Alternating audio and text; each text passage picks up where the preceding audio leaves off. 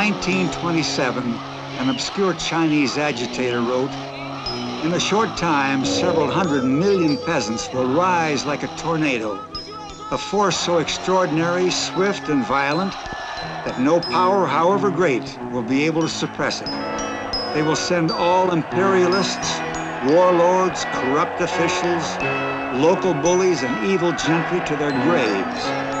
All revolutionary parties and all revolutionary comrades will stand before them to be tested." The author of these words eventually found a way to harness the power of China's peasant millions to make himself the ruler of a quarter of the world's population. Mao Tse-tung.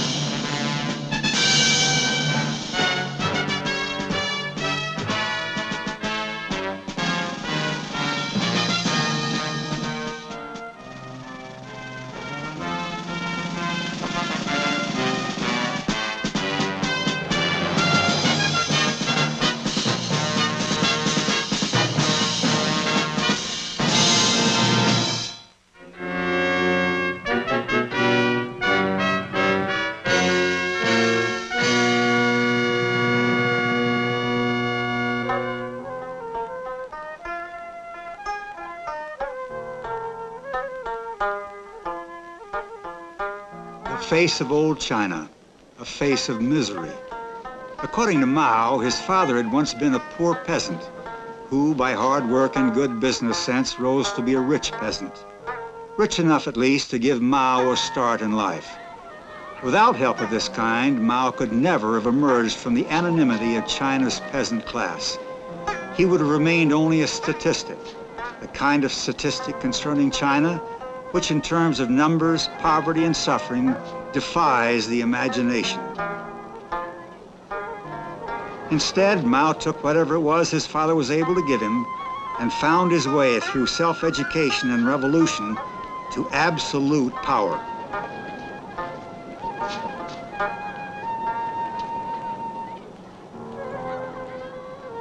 Harrison E. Salisbury of the New York Times has spent many years studying the Chinese phenomenon. Mao first learned about power in childhood quarrels with his father, and he learned that defiance paid off, and that his father would compromise and he could have almost his own way. Later, he studied a German philosopher named Paulsen, who believed that there was power in every individual. If you could release that human power, you could move a nation. Finally, Mao summed up his whole philosophy in a famous phrase, saying, "Power flows from the barrel of a gun," and he lived by that prescription.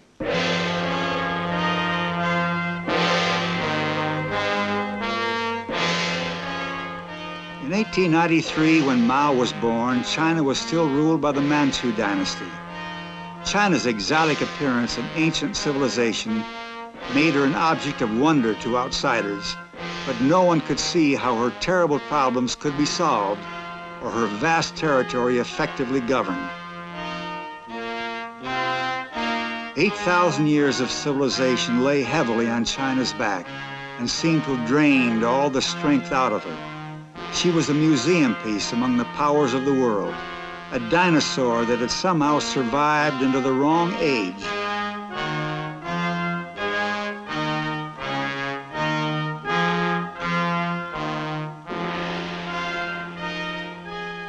Mao was born into a China which was in chaos. It was a country in which the empire was dying, and it had lost its power and had been losing its power for about 100 years. And as it lost its power, the country tended to fall into fragments, each fragment being run by a provincial warlord or some powerful figure. And within that province, there was really anarchy in many cases, with individual people running individual parts of the country. And superimposed on that kind of a country There were the great imperial powers, the European powers, and the Japanese, who were forever moving into China, taking over this area or that area and imposing their will, so that China almost, at the time Mao was growing up, was a figment of the imagination or an idea rather than a real country. The struggle for power in China began with a nationalist revolution against the old regime led by Dr. Sun Yat-sen. Two young men joined this movement, each representing a different way in which China could move forward into the 20th century. One of them was Chiang Kai-shek, a man from the cities, able, ruthless, well-favored. Chiang was a graduate of China's leading military academy. He studied military affairs also in Tokyo and Moscow, but he would always look to the West. The other was Mao Tse-tung, an unknown from the country, self-willed and pragmatic, who would look to China's own best resource, her manpower. He had this very single-minded idea, which was to unify his country and unify it on the basis of the peasants. And certainly, as long as there was war going on, as long as the country was disunified, there was more chance for a man with an idea for unity and a notion of how he wanted to get it to succeed than otherwise.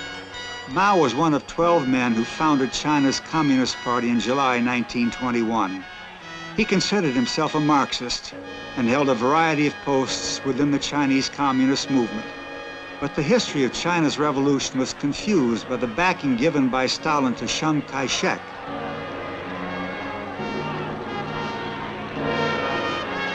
In the 1920s, under orders from Moscow, the communists collaborated with the nationalists in the struggle to turn China into a modern state. Both drew their support mostly from the cities. Mao concerned himself more with the peasants, starting with those of his own province of Hunan. When Chiang Kai-shek turned on the communists in the cities and killed them by the thousands, Mao was in the countryside, forming the nucleus of a peasant army which would eventually carry him to supreme power. I think the key factor in all of Mao's life, really, was his constant tendency to leave the center of action. When Chiang Kai-shek turned on the communists, Mao was not in Shanghai or Canton or any of the places where the action was. He was already back in Hunan.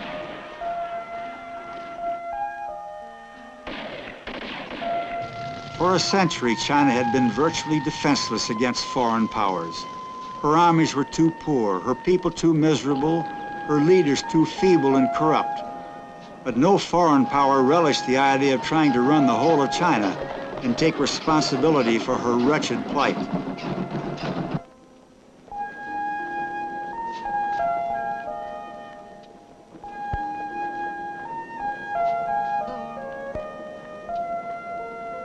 The world powers sought prize pickings only from China's misfortunes.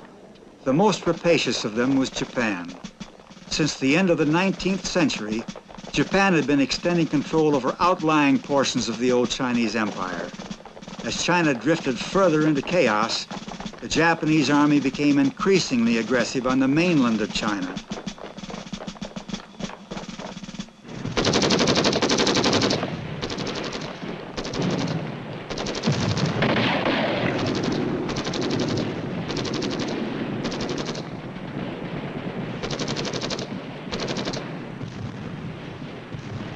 The Western powers tried to protect their interests with their own troops, but before the outbreak of the Second World War, they made no commitment to come to China's assistance.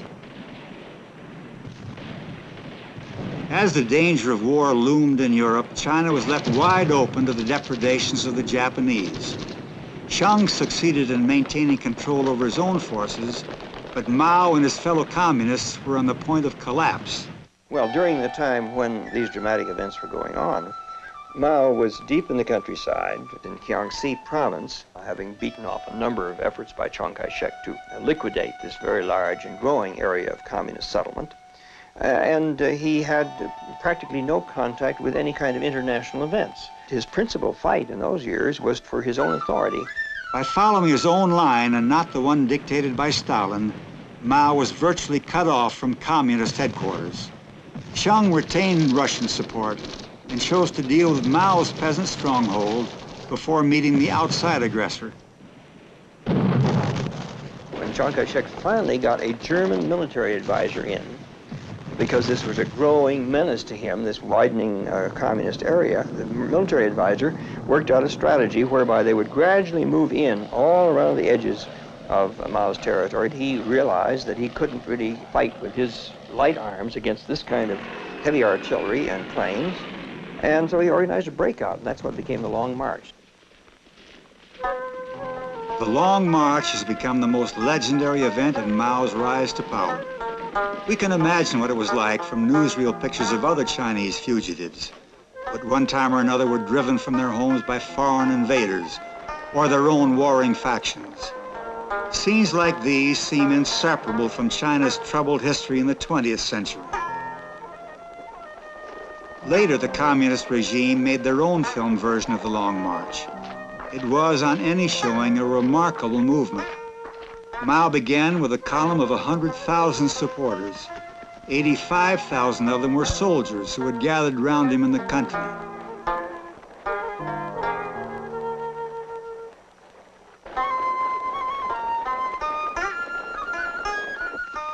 Hardly a third of those who started made it to the end.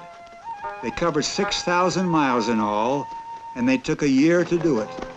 Their final destination was Hunan in northwest China, which Mao made his headquarters while the storms of the Second World War swirled round China.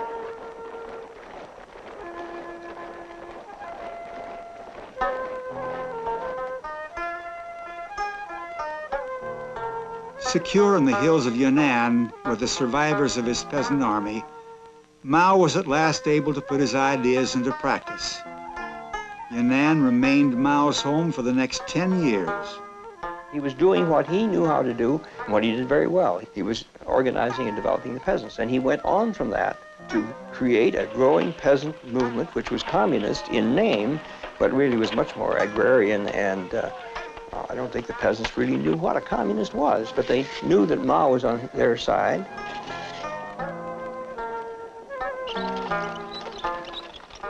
Gave him something which is almost unknown to a revolutionary. It gave him a decade of comparative tranquility in which to think out his theories, to try them out on a large mass of peasants who, year by year, the mass of peasants under his regime grew and grew and grew.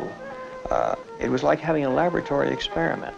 There was no real threat from outside. There was fighting, of course, with the Japanese over on the perimeter. There were skirmishes with the nationalists on another perimeter, but no genuine threat. I don't know any revolutionary who had a chance to try his revolution out before he actually made it. Yunnan became a showplace for the Maoist-style revolution. Ancient Chinese methods of voting by beans were adapted to suit Mao's totalitarian needs. Mao's soldiers continued their training for the ultimate trial of strength with Shang. Instead of pillaging and humiliating the peasants, as all other armies had done, Mao's troops became model instructors, helping with education, medical attention, and inevitably political indoctrination.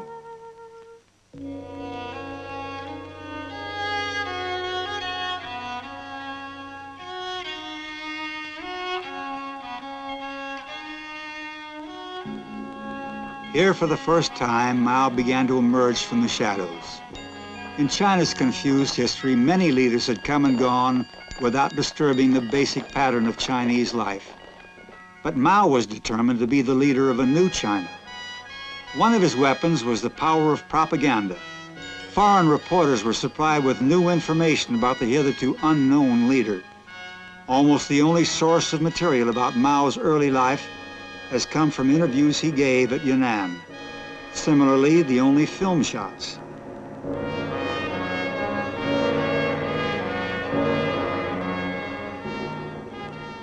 Mao had learned that one of the secrets of power is the ability to create one's own image.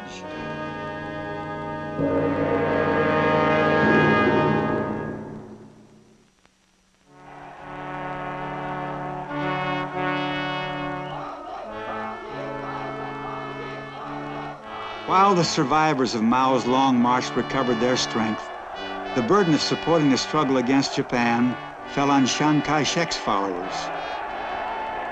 With Britain fighting for her life against Hitler's Germany and America not yet in the war, the nationalists were on their own. Chiang could do little but retreat into the interior of China, where he made Chongqing his seat of government.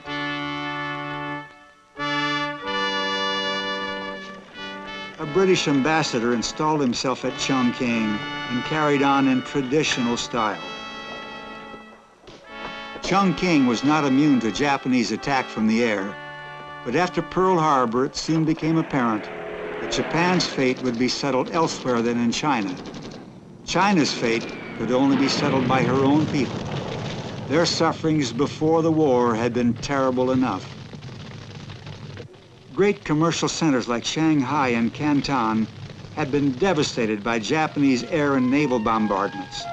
The task of rebuilding China's commercial life would take a giant effort, and no one inside China seemed capable of achieving it.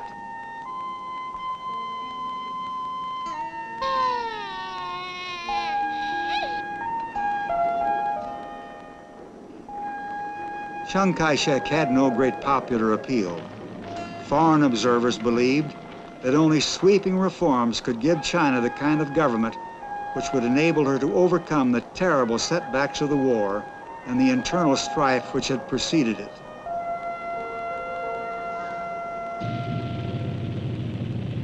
America's entry into the war, however, gave Chongqing new importance. President Roosevelt sent his representatives to deal with Chiang as though he were the head of a great power. Allied generals maintained contact with Chongqing from India and Burma.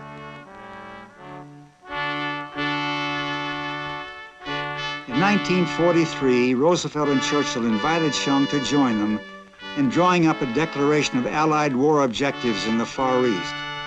Probably no one was more surprised than Chiang himself at the dignity that was being conferred upon him.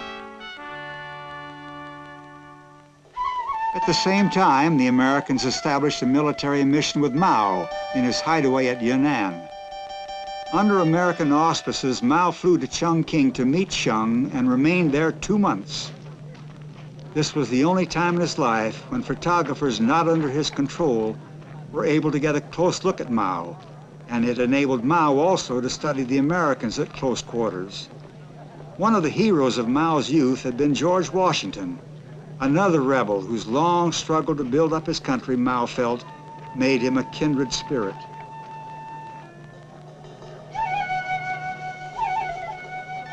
The meeting between Chiang and Mao was a strange interlude in the struggle for power.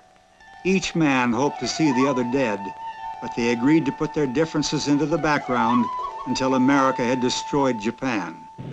American bombers needed Chinese bases to fly over Japan, and Mao's supporters were able to assist American airmen who could not make it back to their own bases.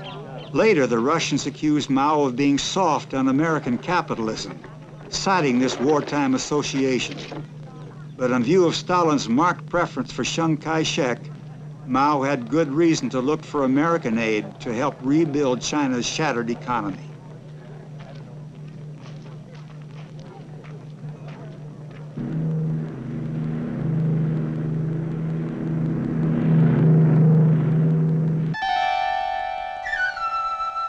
With the defeat of Japan, the Americans persuaded both the nationalists and the communists to sign a formal truce, hoping that they could work together for China's future. But it was not long before they were at each other's throats again. Well, both sides had used the truce to get position for the Civil War, which actually was going on before the truce formally dissolved. The communists had gathered ammunition and supplies in the north, which had been captured by the Soviet from the Japanese. The nationalists had flown troops into Manchuria, using American airlifts to get their forces into position. They thought they'd trapped Mao in Yan'an, but he swiftly moved out of Yan'an and began to show superior strategy. With the aid of the mass population, he began to defeat the nationalists in one pitched battle after another, and soon was moving south and captured Peking. Panic overtook the nationalists and their supporters. In the cities of the south, Chiang's troops rounded up men suspected of being communists and executed them in the street. Gruesome scenes which had their counterpart in areas overrun by Mao's men, though Western newsreels were not invited to witness them.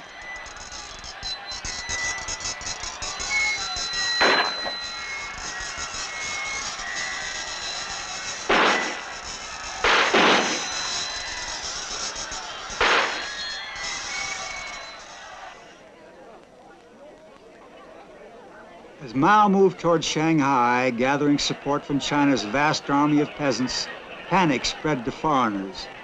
Rumors of communist atrocities brought crowds of refugees to the quayside to board the last ships out.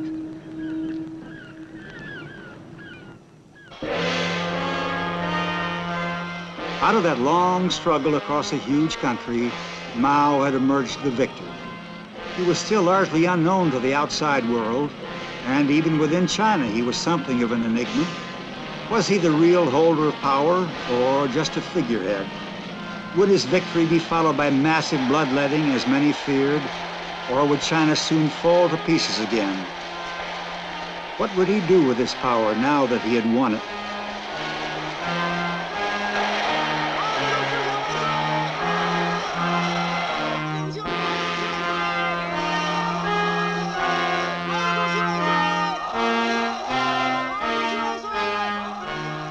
Mao has won. For the first time in 100 years, more than 100 years, all China is unified under one political administration, the communist administration of Mao Tse-tung. He has 600 million people who recognize him as their leaders.